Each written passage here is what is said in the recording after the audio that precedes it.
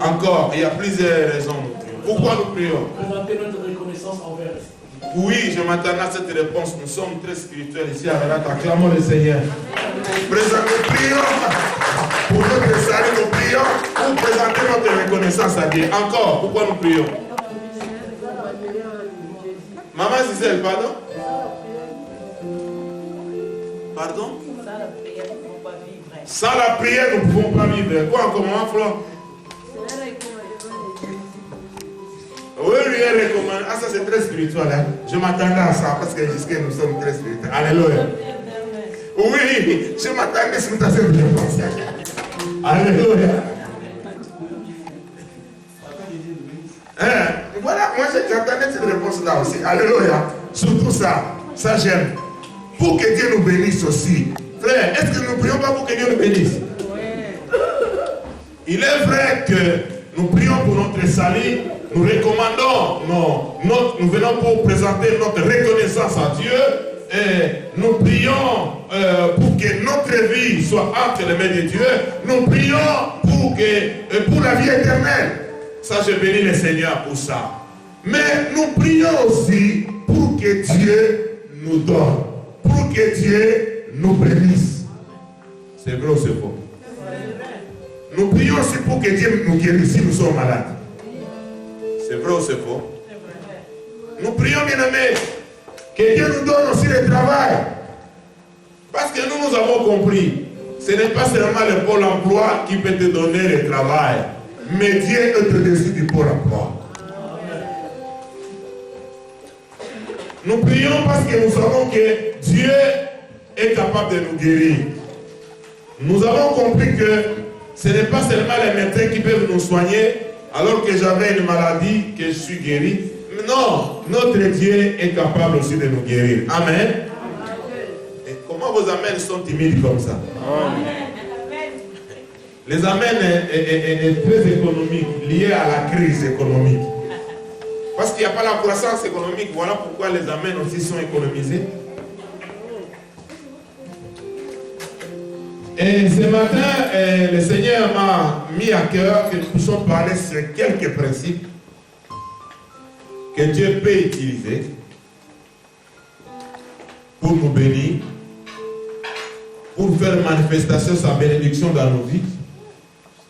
Et lorsque nous sommes bénis, nous allons œuvrer pour son royaume. Et que ceux qui ne les connaissent pas puissent les connaître. Alléluia. Nous allons œuvrer pour le salut, pour la vie éternelle, pour beaucoup de choses.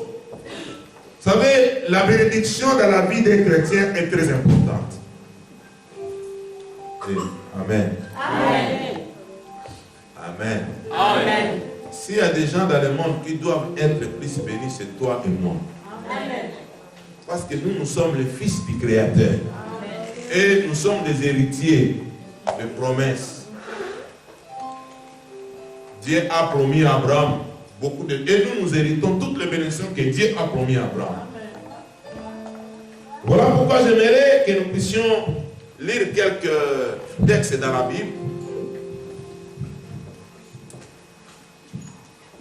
Le premier texte, nous allons lire dans 1 Pierre 4, 10 à 11.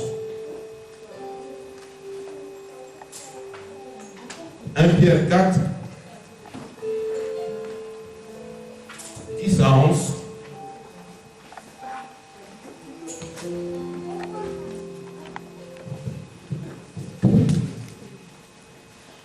Je voudrais que d'être un peu d'aller lentement aujourd'hui, si le Seigneur me fera grâce. Parce que souvent quand je dis que je vais parler doucement, lentement, après quoi vient la vitesse.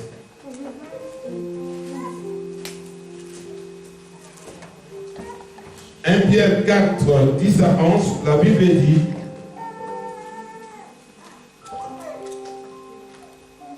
Comme de bons dispensateurs des diverses grâces de Dieu, que chacun de vous mette au service des autres les dons qu'il a reçus. Si quelqu'un parle, que ce soit comme annonçant les oracles de Dieu. Si quelqu'un remplit un ministère, qu'il les remplisse selon la force que Dieu communique, afin qu'en toutes choses, Dieu soit glorifié par Jésus-Christ, à qui appartient la gloire et la puissance au siècle des siècles. Amen. C'est plus quelque chose dans le verset 10 qui pourra nous aider. La Bible dit, comme des bons dispensateurs de diverses grâces de Dieu, que chacun de vous mette au service des autres les dons qu'il a reçus. Que chacun de nous mette au service des autres les dons qu'il a reçus. Est-ce que vous savez, lorsque nous mettons au service des autres les dons que nous avons reçus, cela permet à Dieu de nous bénir? Est-ce que parmi nous ici, je vais poser cette question, est-ce qu'il y a des gens qui ont des dons? Alléluia. Bon, je n'ai pas voulu parler en termes de dons, j'ai voulu parler en termes de talents. Parce que lorsque je vais utiliser plus les dons, vous allez voir que les dons spirituels, les prophéties, je parle des talents. Est-ce que parmi nous, il y a des gens qui ont des talents? Est-ce qu'il y a quelqu'un parmi nous qui a un talent? Amen. Si tu me dis oui, quel est ton talent? Et qu'est-ce que tu fais avec ton talent? Ou bien, à ce moment-là, tu commences à réfléchir, non, moi j'avais un talent, mais un talent que tu as perdu. Pourquoi tu as perdu ce talent? Qu'est-ce qui couvre ces talents? Il y a certaines personnes qui ignorent même leurs talents. Certaines personnes, ils ont détourné les talents de Dieu dans leur vie à d'autres fins. C'est-à-dire, Dieu t'a donné un talent, mais tu l'utilises aujourd'hui pour autre chose que pour la gloire de Dieu. Mais comment tu seras béni? Frère bien-aimé, Dieu nous bénit par le canal de nos talents. Amen. Dieu peut utiliser nos talents pour nous bénir, pour bénir l'Église, pour bénir nos familles et pour bénir la société entière. Voilà pourquoi l'apôtre dans l'épître de Pierre, là, on nous dit que chacun de nous mette au service des autres les dons qu'il a reçus. Avant de mettre au service des autres les talents que tu as reçus, il faut d'abord connaître ces talents. Amen. Il faut d'abord découvrir ces talents. Quand nous disons découvrir, c'est-à-dire, il faut enlever la chose qui couvre ton talent, qui cache ton talent. Nombreux parmi nous ici ont des talents. Moi, je crois que tu as un talent. Mais qui est couvert par quelque chose, tu n'arrives pas à le percevoir. Tu n'arrives pas à le saisir. Tant que tu ne l'as pas découvert, il sera difficile de l'utiliser. Il sera difficile de le mettre en pratique. Parce que Dieu peut utiliser ton talent pour te bénir. Peut-être ma bénédiction, moi, ma bénédiction est liée à ton talent. Et je dis à quelqu'un, peut-être ma bénédiction, moi, est liée à ton talent. Amen. Du fait que tu n'as pas encore découvert ton talent, moi aussi je suis bloqué, je ne suis pas béni. Parce que Dieu donne certaines bénédictions liées à d'autres personnes. Alléluia. J'aimerais ce matin que chacun de nous puisse découvrir son talent ou ses talents. Parce que tu peux en avoir plusieurs. Mais il y a certains talents dans la vie d'un homme qui peut être un talent clé, majeur, qui t'ouvrira les portes. Parce que la Bible nous dit dans Proverbe 18, verset 16, le présent d'un homme, ou bien les talents d'un homme, lui élargissent la voie. Nous avons plusieurs voies dans ce monde. Mais ton talent peut élargir la voie. Peut-être les gens ne viennent pas vers toi parce qu'ils n'ont pas encore vu en action les talents que Dieu t'a donnés. Les jours qu'ils verront les talents que Dieu t'a donnés, les gens viendront vers toi. Peut-être c'est ça qui est également la clé de la croissance d'une église. Vous savez que lorsque parmi nous, chacun de nous découvre son talent, un talent exceptionnel, vous savez que tout Mulhouse peut accourir ici pour bénéficier des fruits de ses talents. Amen. Frère, je vous dis vrai. Amen. Alléluia. Dis-moi ton talent. Quel est ton talent? Connais-tu ton talent? Tu as découvert déjà ton talent? Si tu l'as déjà découvert, comment tu utilises ton talent? Pour ton propre intérêt ou bien pour l'intérêt des autres? Et lorsque nous disons que nous devons mettre au profit des autres les talents que nous avons reçus, et le premier bénéficiaire de notre talent, c'est Dieu lui-même. Ça peut être l'église. Alléluia. J'aimerais poser une question autrement. Est-ce qu'ici à Mulhouse, est-ce qu'il y a des Français qui ont des talents? Qui peut me citer ici à Mulhouse un Français qui a un talent? À Mulhouse, vous connaissez? Pardon? Pardon mon frère. Sébastien Laure, il habite Mulhouse. Mon fils dit que Sébastien Laure. Vous connaissez Sébastien Laure? Vous connaissez Sébastien Laure? Et les enfants, vous connaissez, les parents ne connaissent pas. Les mamans, Sébastien Laure, il fait quoi? Non, vous aujourd'hui, vous êtes les premiers.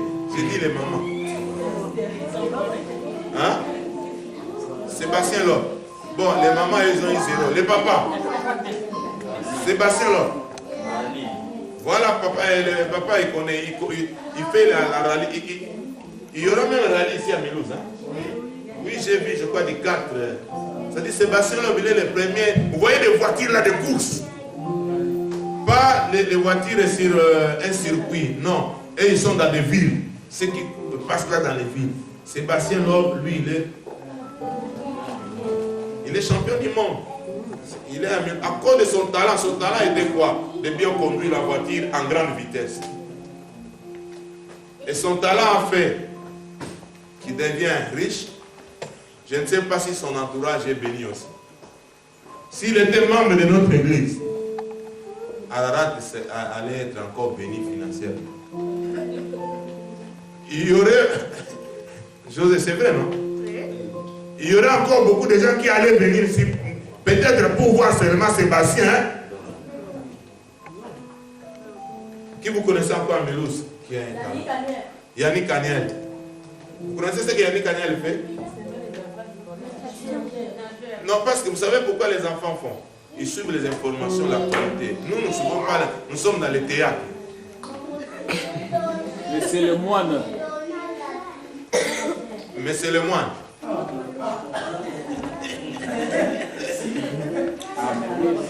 Bon, il a aussi un talent. Son talent, il le met au service des autres. Lui, son talent, il a maîtrisé certaines connaissances sur le droit de l'homme. Sur le droit de l'homme. Et il le met au service des autres pour bien aimer. Et entre nous, si le moine est prié dans cette église, frère, vous savez si le moine est prié dans cette église, est-ce que vous imaginez, mais on allait commencer à dire, Maman Flo, est-ce que tu ne peux pas prendre les rendez-vous chez M. le moine? Pasteur, est-ce que tu ne peux pas me mettre en contact avec M. le moine? Parce que lui, il a un talent, il a découvert que lui, son talent, c'est de maîtriser la loi. La loi est le principe de juridiction, des droits de l'homme. Et il commence à les mettre au profit des autres. Oui, mon frère, qui encore? Il y avait une Miss France en 2012 qui est venue de Mulhouse. Il y a aussi Yannick Daniel, il est nageur. Pour le moment, il fait ses entraînements ici à Mulhouse, la piscine de Mulhouse. Il est champion du monde. champion du monde, champion olympique. Voilà, nous connaissons maintenant les gens, les Français, les Blancs qui ont des talents ici à Mulhouse. Est-ce que vous pouvez me dire un Africain qui a un talent ici à Mulhouse?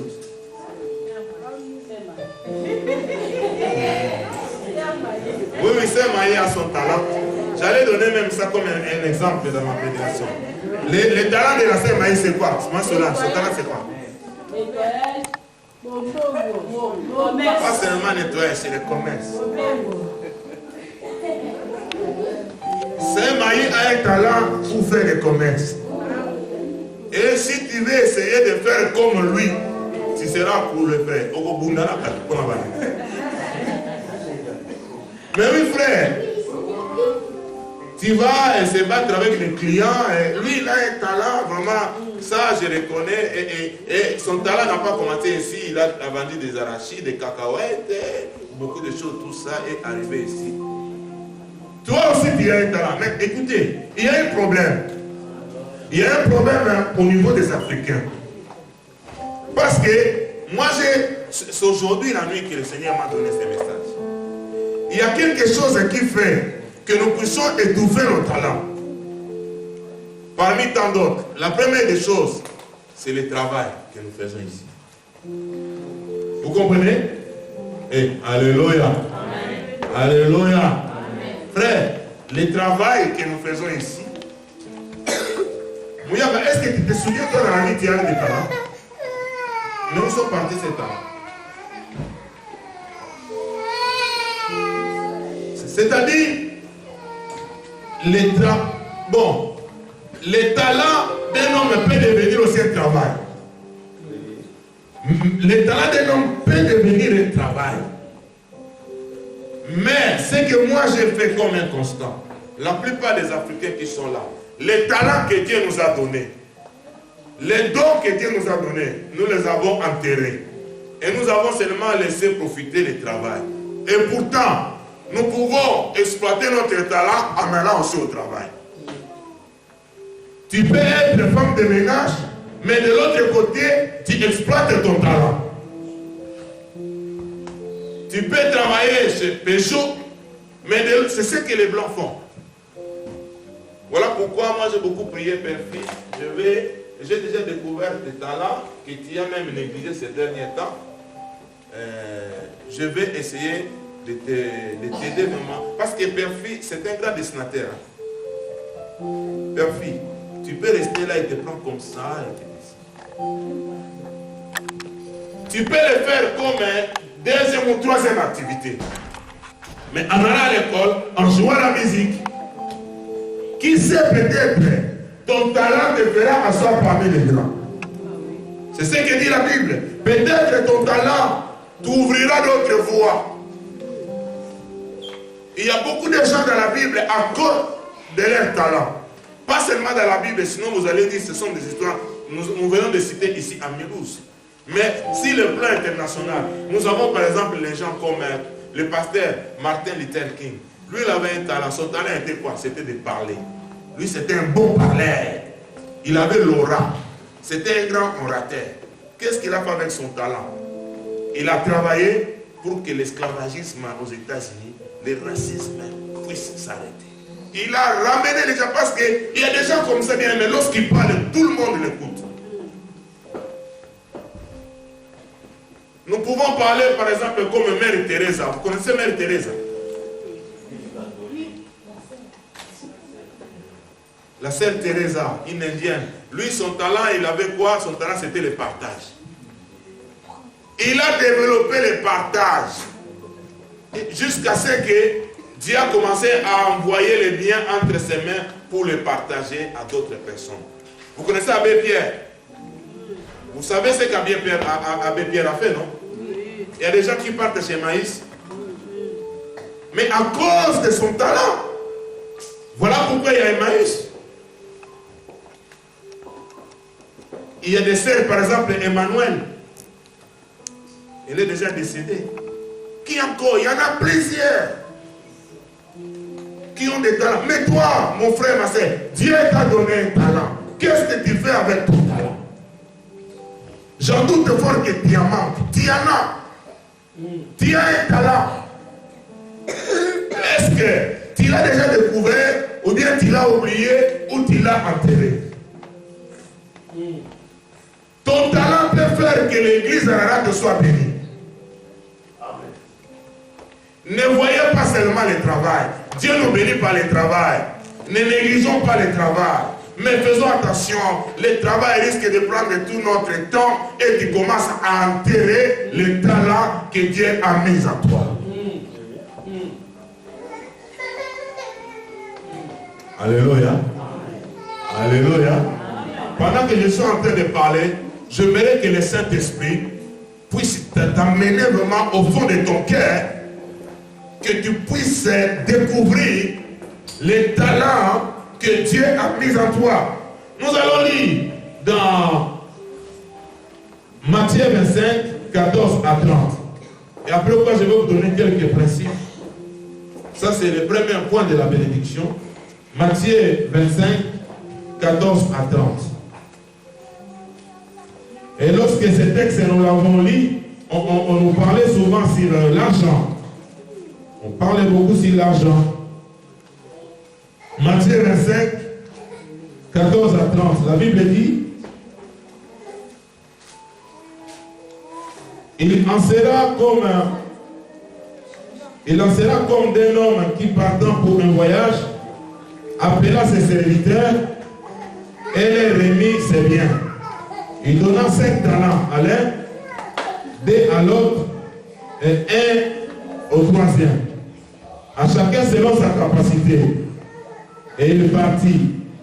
Aussitôt celui qui avait reçu les 5 talents, s'en allant, les fit valoir, et il gagna 5 autres talents. De même, celui qui avait reçu les 2 talents, en gagna 2 autres. Celui qui n'en avait reçu qu'un talent,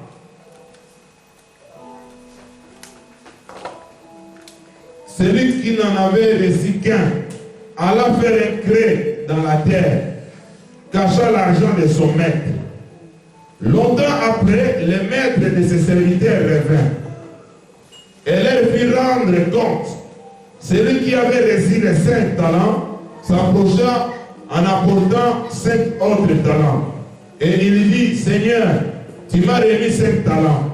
Voici, j'en ai gagné 5 autres. Son maître lui dit, c'est bien bon et fidèle serviteur. Tu as été fidèle en peu de choses.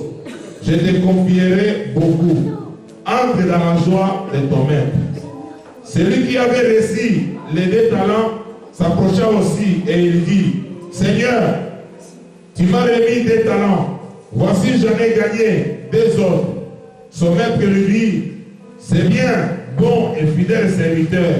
Tu as été fidèle en peu de choses. Je te confierai beaucoup. Entre dans la joie de ton maître.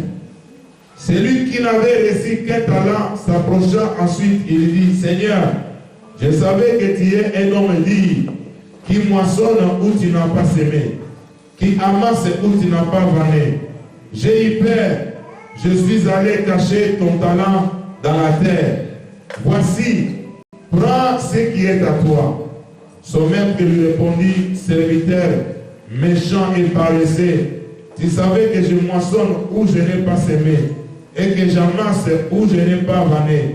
Il te fallait donc remettre mon argent au banquier et à mon retour, j'aurais retiré ce qui est à moi avec un intérêt. Ôtez-lui donc les talents et donnez-les à celui qui a les 10 talents. Car on donnera à celui qui a et il sera dans l'abondance, mais à celui qui n'a pas, on en ôtera même ce qu'il a. Et les serviteurs inutiles, jetez-les dans les ténèbres du dehors, où il y aura des plaies et des grincements dedans. Amen. Amen. Il est vrai, cette parabole, on parle des talents parce que les talents, ici, c'était une monnaie, c'était des pièces de monnaie. Mais moi, j'ai voulu utiliser les talents comme les dons. Alléluia. Utiliser les talents comme les dons. Bien aimé, il y a des principes qui utilisent certains principes de bénédiction. La première principe, nous devons être fidèles à de peu de choses. Tu vois, les talents que Dieu a mis en toi, tu peux comparer cela comme une petite chose qui n'a pas de valeur. Voilà pourquoi tu ne prends pas du temps à réfléchir sur ton talent. Tu ne pries même pas sur ton talent. Tu n'essayes pas à travailler pour que ton talent soit développé. Tu ne veux même pas chercher des conseils pour que ton talent soit développé. Pourquoi? Parce que tu le trouves comme quelque chose de paix, quelque chose qui n'est pas important. Alors que Dieu dit, si tu es fidèle à des peu de choses, l'Éternel te donnera de grandes choses. Amen. Alléluia. Amen. Et la plupart des personnes dont nous parlons aujourd'hui, qui ont développé leur talent, ces talents n'avaient pas l'influence que ces talents ont aujourd'hui. Il a seulement découvert que moi j'ai quelque chose à moi. Je sens à moi, je suis un homme qui partage. Mais tout autour de moi, et vous allez remarquer, lorsque tu as un talent quelconque, l'Éternel approchera tout autour de toi les gens qui ont besoin de ce que toi tu as. Amen. Alléluia. Ça, c'est l'un des moyens pour découvrir ce que... Bien aimé, l'Éternel mettra tout autour de toi les personnes qui ont besoin de ce que tu as. Et les gens-là qui ont développé leur talent, ils ont découvert que tout autour d'eux, il y avait des gens qui étaient soit en souffrance, qui manquaient quelque chose. Voilà, ils ont pris le temps à prier. Il y a certains qui n'ont même pas prié, qui sont des païens. Ils ont eu seulement le temps à réfléchir, à travailler. Ils ont osé, ils ont essayé. Le problème des Africains, les Africains n'osent pas. Du fait que surtout, je vois même ceux qui sont restés en Afrique, ils essayent un peu parce qu'il n'y a pas assez de travail. Ils essayent un peu de bricoler, de travailler pour que leur talent prospère. Pour qu'ils réussissent, pour qu'ils fassent quelque chose. Mais nous qui sommes venus en Europe, parce que nous avons le travail, nous avons le chômage. Quand tu finis le travail, on te donne le chômage. Nous avons des sociales, les ascédiques. Nous avons pris tous nos talents enterrés et les ascédiques ont pris les devants. Les salaires ont pris les devants. Ce que tu gagnes aujourd'hui par le travail, peut-être ne pourra pas être comparé avec ce que ton talent pourra te donner. Je ne dis pas qu'il faut négliger le travail. Non. Peut-être Dieu te bénira que par ton travail. Mais Dieu peut utiliser ton talent et ton talent peut devenir ton travail. Amen. Tu dois progresser dans ton talent, c'est maïs. Tu dois grandir dans ton talent. Ton talent doit émerger parce que toi tu as un talent qui est visible. Tu dois travailler pour que ce talent grandisse encore. Que beaucoup de gens bénéficient de ton talent. Et une fois ce talent, déjà ton talent est petit comme ça, même moi ton pasteur je bénéficie de ton talent. L'église bénéficie de ton talent.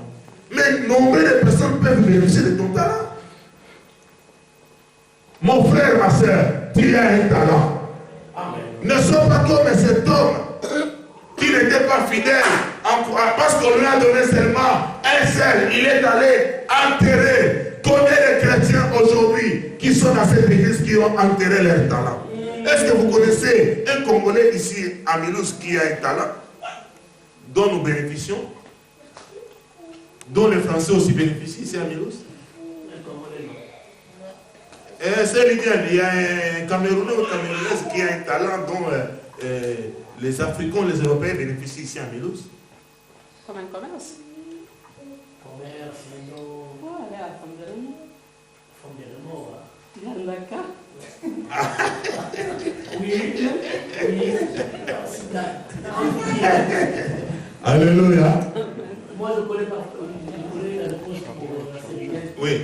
J'ai été traité par un médecin camerounais ici à